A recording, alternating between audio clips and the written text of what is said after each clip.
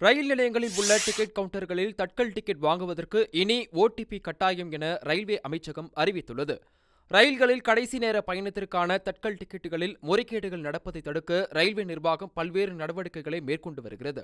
குறிப்பாக ஆன்லைனில் முன்பதிவு செய்யும் தட்கல் டிக்கெட்டுகள் சரியான பயணிகளுக்கு மட்டுமே கிடைப்பதை உறுதி செய்ய அண்மையில் ஆதார் கட்டாயமாக்கப்பட்டது.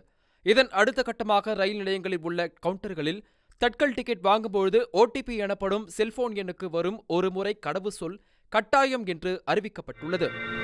புதுச்சேரியில் விஜய் சாலை வலம் செல்ல அனுமதி கோரப்பட்ட நிலையில் அனுமதி மறுக்கப்பட்டுள்ளது. அதே நேரத்தில் பொதுக்கூட்டம் நடத்த அனுமதி வழங்கப்பட்டுள்ளது.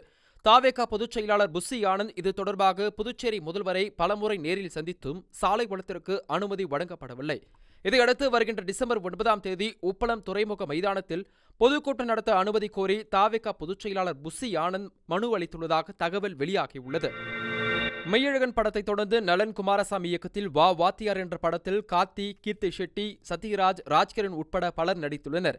இந்த படம் வரும் 12ஆம் தேதி வெளியாகும் என படக்குழு அறிவித்திருந்தது.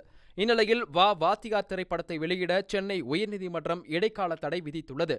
தன்னிடம் வாங்கிய கடனை வட்டியுடன் சேர்த்து ரூபாய் 21.78 கோடி பணத்தை வழங்க தயாரிப்பாளர் ஞானவேல் ராஜாவுக்கு உத்தரவிட வேண்டும் என அர்ஜுன்லால் சுந்தர்தாஸ் என்பவர் தொடர்ந்த வழக்கில் இந்த உத்தரவு பிறப்பிக்கப்பட்டுள்ளது. 2 நாள் அரசுமுறை பயணமாக நேற்று இந்தியா வந்த ரஷ்ய அதிபர் விளாடிமிர் புட்டினை பிரதமர் மோடி வரவேற்றார்.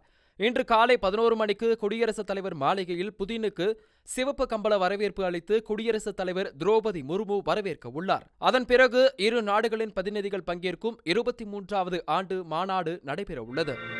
தமிழக பாஜக முன்னாள் தலைவர் அண்ணாமலை நேற்று டெல்லியில் மத்திய உள்துறை அமைச்சர் அமித்ஷாவை சந்தித்து பேசியுள்ளார். தமிழகத்தில் சட்டமன்ற தேர்தல் நெருங்கி வரும் சூழலில் தமிழ்நாட்டின் அரசியல் நிலவரம் குறித்தும் கூட்டணி விவகாரம் குறித்தும் அமித்ஷா மற்றும் அண்ணாமலை ஆலோசனை நடத்தியதாக தகவல் வெளியாகியுள்ளது. பாஜகவில் புதிய தேசிய தலைவர் விரைவில் நியமிக்கப்பட உள்ளதாக கூறப்படும் நிலையில் அமித்ஷாவுடனான அண்ணாமலையின் சந்திப்பு கவனத்தை பெற்றுள்ளது. இந்த மாதிரி முக்கிய செய்திகளை உடனுக்குடன் தெரிஞ்சுக்க இப்பவே வேட் நியூஸ் ஆப்பை இன்ஸ்டால் பண்ணிக்கோங்க.